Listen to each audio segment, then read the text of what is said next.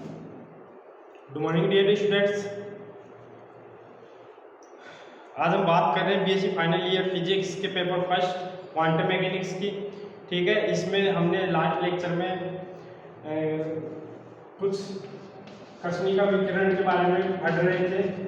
कृष्णिका विकिरण, ठीक है। देखिए, लास्ट वीडियो में हमें थोड़ा सा रिवाइज करना चाहूँगा यहाँ पे कि हमने लास्ट वीडियो में क्या किया था, ठीक है, और आज हम क्या करने वाले हैं। तो हमने लास्ट वीडियो के अंदर, लास्ट लेक्चर्स में हमने बात की थी कृष्णिका विकिरण, ठीक है ना, और डेवलपमेंट ऑफ क्वांटम फिजिक्स। तो क्वांटम फिजिक्स का डेवलपमेंट कैसे हुआ, ठीक है, उसके बारे में बात की थी। और उसका जो क्वांटम फिजिक्स का जो जन्म है वो किस कारण से हुआ, किस चीज़ को समझाने से लेकर हुआ। तो इसमें सर्वप्रथम जो बताया जाता है वो ये बताया जाता है कि जो क्वांटम मैकेनिक्स है, क्वांटम फिजिक्स है, सॉरी, जो क्वांटम फिजिक्स है या जो क्वांटम सिद्धांत है, ठीक है ना, उसका जन्म कृष्णिका विकिरण वक्र है। कृष्णिका विकिरण वक्र, जिसको आप ऊर्जा वितरण वक्र बोल रहे थे, ऊर्जा वितरण वक्र को समझाने के प्रयासों से हुआ, ठीक है ना। कौन सा था? ये वाला, ई लैम्डा और लैम्डा, ठीक है ना, किसी नियत ताप पर, ये इसको आप ऊर्जा वितरण वक्र बोल रहे थे, ऊर्जा वितरण वक्र, एनर्जी डिस्ट्रीब्यूशन कर्व, ठीक है ना। तो इस टाइप का जो कर्व था इसको समझा रहे थे। देखिए, ये जो कर्व है ये एक्सपेरिमेंटली प्राप्त हुआ है हमको, ठीक है ना, एक्सपेरिमेंटों से प्राप्त हुआ, प्रयोगों से प्राप्त हुआ है। और ये जो वक्र है, आपके दो साइंटिस्ट थे, लूमर व प्रिंस साइन, ठीक है, ये इन दोनों ने एक्सपेरिमेंट किए हैं, ठीक है ना, कृष्णिका विकिरण के ऊपर। और फिर इन्होंने ये प्रैक्टिकली, ठीक है ना, एक्सपेरिमेंटली ये कर्व दिया है। तो ये जो कर्व है हमारे पास, ये एक्सपेरिमेंटली प्राप्त है और हम इस कर्व को समझाने की कोशिश कर रहे हैं, ठीक है ना, इस कर्व को हम समझाने की कोशिश कर रहे हैं। तो इस कर्व को समझाने के लिए कई साइंटिस्ट आए और उन्होंने अपने अपने सिद्धांत दिए, ठीक है ना। आपको समझ में आ रहा होगा कि मैं क्या बताना चाह रहा हूँ कि ये जो कृष्णिका का विकिरण का ऊर्जा वितरण वक्र है, ये वक्र हमको एक्सपेरिमेंटली प्राप्त हुआ है। और एक्सपेरिमेंटली प्राप्त किसने किया? लूमर व प्रिंस साइन, ठीक है ना। ये दो साइंटिस्ट ने, ध्यान रखना, इन्होंने एक्सपेरिमेंट किया है कृष्णिका के ऊपर, ठीक है ना, और ये ग्राफ दिया। ये एक्सपेरिमेंटली है। तो अब इसको ये क्यों आ रहा है, इसका आने का कारण क्या है? कृष्णिका को जब हम किसी भी पिंड को गर्म करते हैं, ठीक है ना, किसी भी कृष्णिका को हम गर्म करते हैं, ब्लैक बॉडी को गर्म करते हैं, तो हमारे पास कृष्णिका के द्वारा जो विकिरण उत्सर्जित होती है, और वो जो विकिरण उत्सर्जित होती है उनका जो ग्राफ आता है, उनकी जो एनर्जी का जो ग्राफ आता है, इस तरीके से हम ये प्लॉट होता है, ठीक है ना। तो ये क्यों होता है, ठीक है ना, क्या कारण है कि कृष्णिका का, ब्लैक बॉडी का जो ऊर्जा वितरण वक्र है वो इसी तरीके का होता है, ठीक है ना, एनर्जी डिस्ट्रीब्यूशन कर्व इसी तरीके का होता है। तो इन कारणों को समझाने के लिए, इस वक्र को समझाने के लिए हमारे पास बहुत सारे साइंटिस्ट आए, ठीक है ना। उनमें से जो मेन है उनकी हमने बात की है, वीन और रेले जीन्स। हमने लास्ट लेक्चर में देखा है वीन का विकिरण नियम, रेले जीन्स का विकिरण नियम, ठीक है ना। इन्होंने चिरसम्मत भौतिकी के आधार पर ये जो एक्सपेरिमेंटली प्राप्त जो कर्व हुए हैं अपने पास, ठीक है ना, इसको समझाने की कोशिश की। लेकिन ये दोनों ही, ये तीन है, ठीक है ना, ये या दोनों ही जो नियम है, ये दोनों नियम ही फेल हो गए, इसको नहीं समझा पाए, ठीक है। वीन इस लेफ्ट पार्ट को समझा पाया, ठीक है, और जो रेले जीन्स है इस राइट पार्ट को समझा पाया, ठीक है ना, इस राइट पार्ट को समझा पाया। तो हुआ क्या कि ये दोनों ही क्या हुए कि इस संपूर्ण कंप्लीटली कर्व को नहीं समझा पाए, कंप्लीट कर्व को नहीं समझा पाए, ठीक ना, कंप्लीटली इसको नहीं समझा पाए। तो इसी को समझाने के दौर में हमारे साथ एक नए वैज्ञानिक आए, ठीक है ना, नए साइंटिस्ट आए, मैक्स प्लांक, ठीक है, मैक्स प्लांक। और उन्होंने आके देखा कि भाई क्या कमियां रह रही है इसको समझाने में, ठीक है। उन्होंने बीन का सिद्धांत देखा, रिलेशंस का सिद्धांत देखा, और फिर खुद ने कुछ स्टडी की इसके ऊपर, ठीक है। और उन्होंने एक सिद्धांत दिया, ठीक है ना, इन्होंने एक नया सिद्धांत दिया, ठीक है ना, एक नया विचार दिया, ठीक है, एक नया विचार दिया, एक नया विचार दिया। तो इस सिद्धांत को क्या बोलते हैं? क्वांटम सिद्धांत, ठीक है ना, विकिरण का क्वांटम सिद्धांत या क्वांटम सिद्धांत,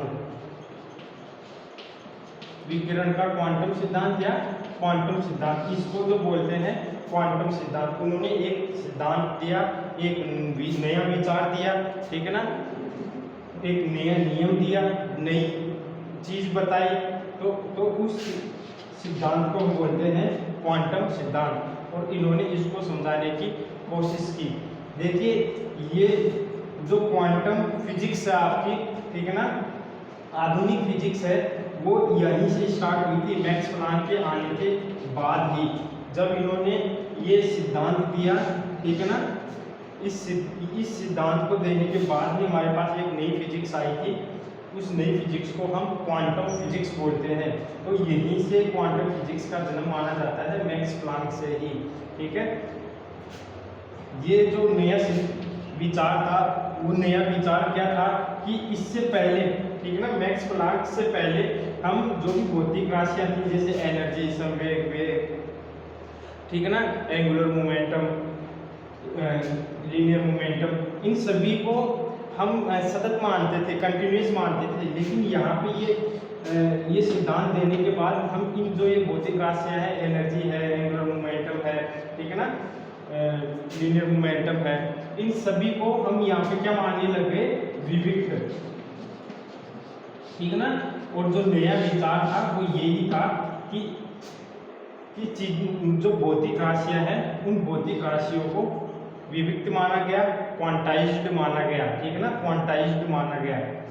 और इसी के कारण, ठीक ना, जितने भी ये जो कृष्णिका विकिरण है, जिसको समझा दिया गया, फोटो इलेक्ट्रिक इफेक्ट है उसको समझा दिया गया, क्वांटम इफेक्ट है उसको समझा दिया गया, आपका जो पेयर प्रोडक्शन है उसको समझा दिया गया, परमाणु का स्थायित्व को समझा दिया गया, ठीक है, कोषों की विशिष्ट ऊष्मा को समझा दिया गया, जो आपके जो न्यूक्लियस है, ठीक है ना, न्यूक्लियस है, नाभिक है, नाभिक के अंदर जो भी प्रोटॉन इलेक्ट्रॉनों की जो मोशन हो रही है, प्रोटॉन न्यूट्रॉन, ठीक ना, इलेक्ट्रॉन, इनकी जो मोशन हो रही है उनको समझा दिया गया। तो यहाँ से इसी एक विचार के कारण कंप्लीट फिजिक्स चेंज हो गई, ठीक है। तो आज हम बात करेंगे मैक्स प्लांक की, ठीक है ना, मैक्स प्लांक का विकिरण नियम क्या है, ठीक है, किस तरीके से क्वांटम फिजिक्स का जन्म हुआ।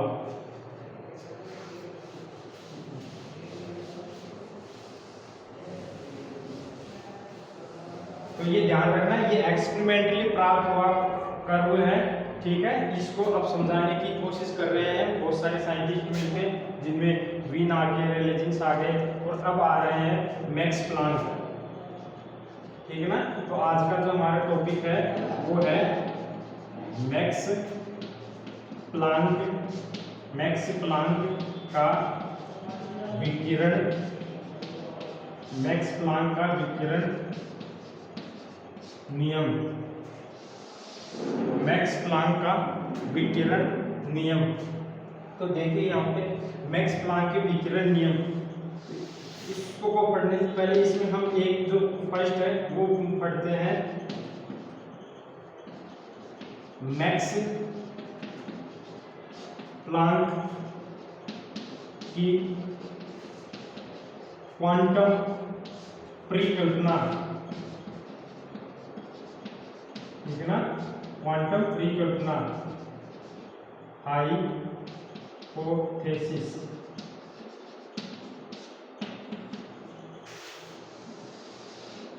भाई जो मैक्स प्लांक है ये अपना जो सिद्धांत दे रहे थे, तो सिद्धांत देने से पहले इन्होंने कुछ कल्पनाएं की होंगी कि भाई किस तरीके से कृष्णिका में ऊर्जा का उत्सर्जन हो रहा है, किस तरीके से अवशोषण हो रहा है, ठीक है ना, कितनी एनर्जी का अवशोषण हो रहा है, कितनी ऊर्जा का उत्सर्जन हो रहा है। तो ये बहुत सारी कल्पना की होगी, ठीक है ना। तो उन सारी जो कल्पनाएं की थी, उन कल्पनाओं को बाद में सिद्ध कर दिया गया, ठीक है ना, प्रूव कर दिया गया। इसलिए उन कल्पनाओं को अब हम क्या बोल रहे हैं यहाँ पे, हाइपोथेसिस, परिकल्पनाएं, ठीक है ना। तो परिकल्पना क्या थी, क्या मैक्स प्लांक ने क्या सोचा, क्या कल्पना की, तो वो कल्पना ये थी, देखिए आपको ये समझ में आ जाएगा, बहुत इजी है कि ध्यान से देखना कि कृष्णिका ब्लैक बॉडी के बारे में जानते हो आप, ठीक है ना। कोई भी वस्तु, एक एक जो शब्द है उन्हीं को समझते चलो, आपके ये कंप्लीट समझ में आ जाएगा, इसमें कोई भी दिक्कत नहीं होगी आपको समझने में, ठीक है।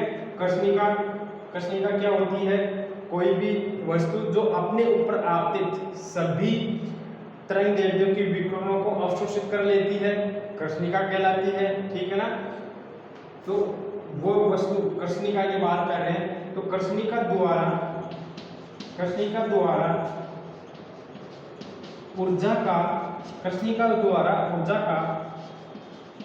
अवशोषण व उत्सर्जन, ठीक है ना, एनर्जी का अवशोषण व उत्सर्जन, अर्थात जो विकिरण निकलती है, विकिरण का उत्सर्जन या विकिरणों का अवशोषण, ठीक है, अर्थात एनर्जी का क्या होता है, ऊर्जा का अवशोषण व उत्सर्जन।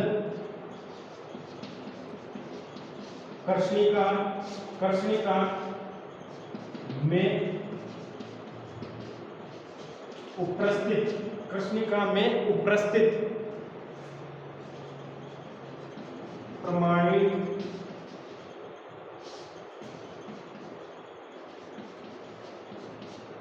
प्रमाणित दोलकों के, ठीक है ना, कृष्णिका में उपस्थित परमाणु दोलक।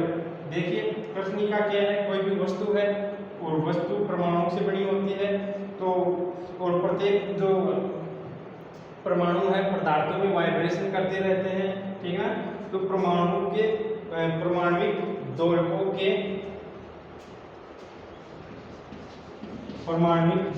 के ऊर्जा में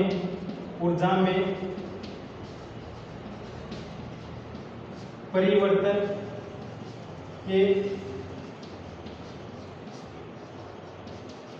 कारण होता है, ठीक है ना। कृष्णिका द्वारा ऊर्जा का अवशोषण व उत्सर्जन कृष्णिका में उपस्थित परमाणु दोलकों की ऊर्जा में परिवर्तन के कारण होता है। और जो ये परिवर्तन है, ठीक है ना, परमाणु दोलकों की ऊर्जा में परिवर्तन कैसे, कि देखो पहले कोई जो एटम है धीरे धीरे वाइब्रेट कर रहा था, इसको आपने कुछ एनर्जी दी, है ना, एनर्जी किसी भी तरीके से दे सकते हो, डायरेक्ट आप EM वेव डाल के दे सकते हो, इसको हीट करके दे सकते हो, है ना, एनर्जी दी, तो ये थोड़ा फास्ट हो गया, वाइब्रेशन इसके फास्ट हो गए। वाइब्रेशन फास्ट होने का मतलब ही है कि इसने एनर्जी को ऑब्जर्व कर लिया है, इसकी एनर्जी में परिवर्तन हो गया है। उत्सर्जन के लिए पहले ये फास्ट कर रहा था, ठीक है ना, फास्ट वाइब्रेशन कर रहे थे, अब धीरे धीरे कम हो गया, ठीक है ना। इसका मतलब इसने एनर्जी को इमिट कर दिया है, ठीक है ना, विकिरण उत्सर्जित कर दिए हैं, तो इसके जो वाइब्रेशन है वो धीरे हो गए हैं। तो इनकी जो दोलक है, दोलकों की ऊर्जा में परिवर्तन के कारण होते हैं, और जो ये परिवर्तन होते हैं, ऊर्जा में परिवर्तन, ठीक है ना, इन दोलकों की ऊर्जा के अंदर जो परिवर्तन होते हैं, ये परिवर्तन, ठीक है ना, परिवर्तन के कारण होते हैं, और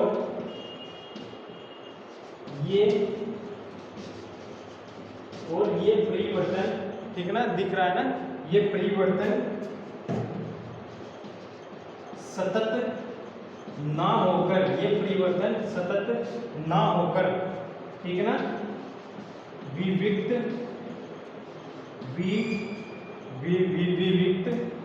ठीक है ना, विविक्त होते हैं, विविक्त होते हैं, सतत ना होके विविक्त, डिस्क्रिप्ट, डिस्क्रिप्ट होते हैं। अर्थात इसका ये क्या मतलब है, डिस्क्रिप्ट होने का, विविक्त होने का, अर्थात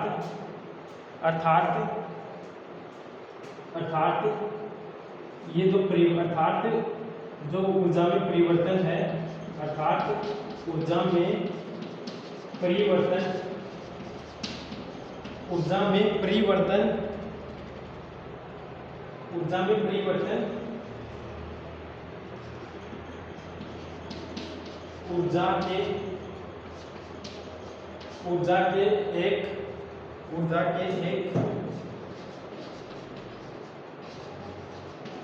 ऊर्जा के एक निश्चित दिख रहा है यहाँ पे, ऊर्जा के एक निश्चित मान के पूर्णांक, ऊर्जा के एक निश्चित मान के पूर्णांक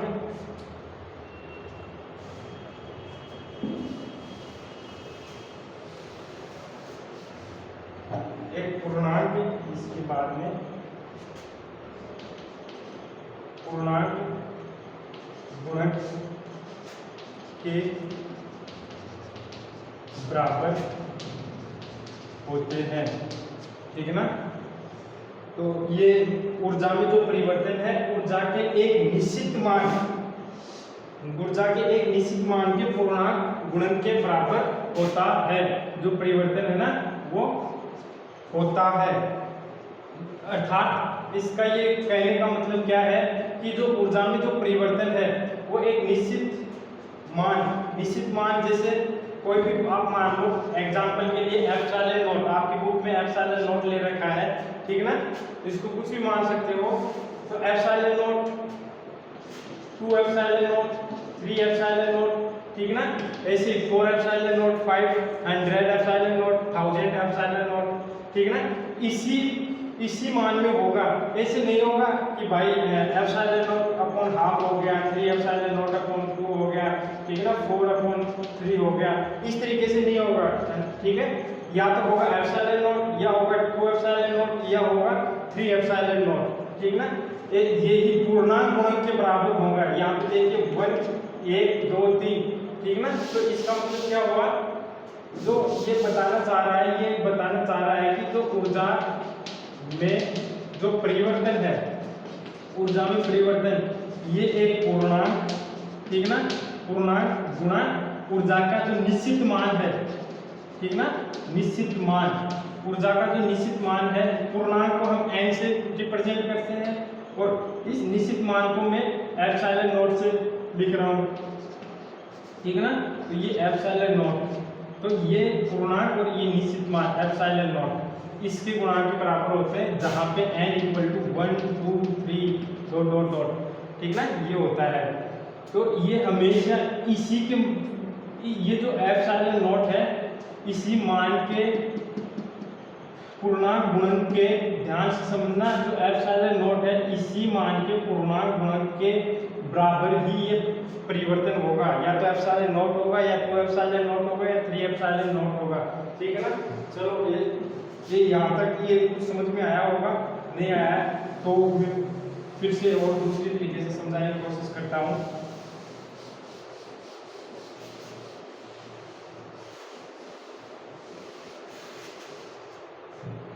ठीक है, ये निश्चित मान एप्सिलॉन नॉट के पूर्णांक गुणन के बराबर होता है। और यहाँ पे जो ये होती है ना एप्सिलॉन नॉट, ये एप्सिलॉन नॉट ये न्यूनतम मान होता है,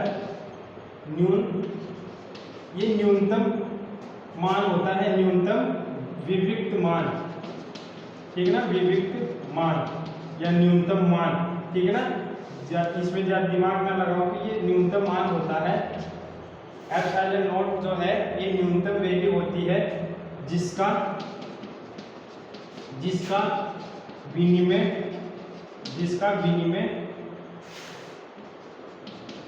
हो सकता है, ठीक है। इसे क्वांटम बोलते हैं, ठीक है ना, इसे क्वांटम कहते हैं, इसे क्वांटम कहते हैं। क्या कहते हैं? इसे क्वांटम कहते हैं। ये एप्सिलॉन नॉट है, ये न्यूनतम मान है, ठीक ना। इससे छोटी वैल्यू और नहीं हो सकती, और जो भी ऊर्जा में परिवर्तन होंगे वो इसी मान के पूर्णांक गुणन के बराबर होंगे। इसलिए इस मान को क्या बोल रहे हैं? क्वांटम, ठीक ना। इसको बोल रहे हैं क्वांटम, इसलिए इसको क्वांटम कहते हैं। और इस सिद्धांत को जो अभी हमने यहाँ पे लिखा था, ठीक ना, जो सारी थ्योरी, जो सिद्धांत, इस सिद्धांत को क्वांटम सिद्धांत कहते हैं। इस सिद्धांत को क्वांटम सिद्धांत कहते हैं, ठीक है ना। यहीं से क्वांटम मैकेनिक्स का जन्म हुआ है। यहीं से आगे हम क्वांटम मैकेनिक्स के बारे में अब लगातार पढ़ते जाएंगे, ठीक है ना। तो हम देखिए यहाँ पे जो एप्सिलॉन नॉट है, ठीक है ना, इस एप्सिलॉन नॉट की जो वैल्यू दी गई वो h न्यू से दी गई। एप्सिलॉन नॉट की वैल्यू दी गई h न्यू से दी गई, जहाँ जो न्यू है ये जो दोलक है, दोलकों की आवृत्ति है, ठीक है ना, फ्रीक्वेंसी ऑफ ऑक्सीलेटर। और जो h है, ठीक है, जो h है ये प्लांक कांस्टेंट है, इसको प्लांक नियतांक कहते हैं, ठीक है, जिसका जो वैल्यू होता है h इक्वल टू 6.62, ये 0.62 multiply 10 to the power minus 34, ये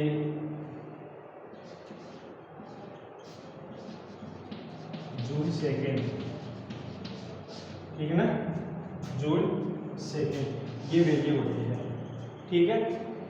ये यहाँ तक समझ गए होंगे आप।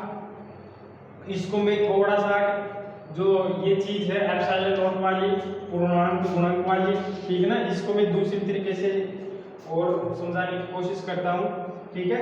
ये जो सिद्धांत है जो मैक्स प्लांक ने दिया, मैक्स प्लांक ने जो परिकल्पना की, ठीक है ना, जो हमने अभी यहाँ पे लिखा कि कृष्णिका के द्वारा ऊर्जा का अवशोषण व उत्सर्जन कृष्णिका में उपस्थित परमाणु दोलकों की ऊर्जा में परिवर्तन के कारण होता है, और ये परिवर्तन जो है सतत ना होकर विविक्त होता है, ठीक है ना।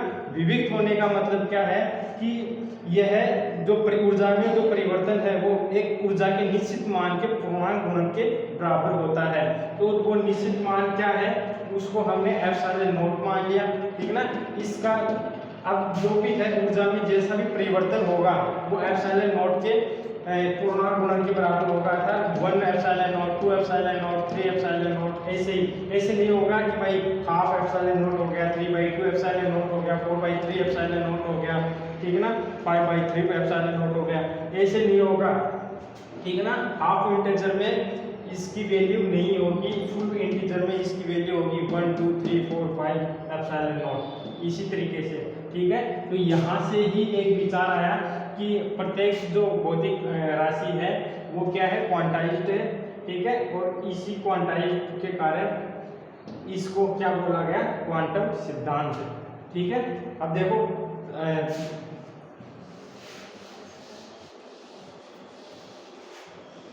इसको समझने की कोशिश करना।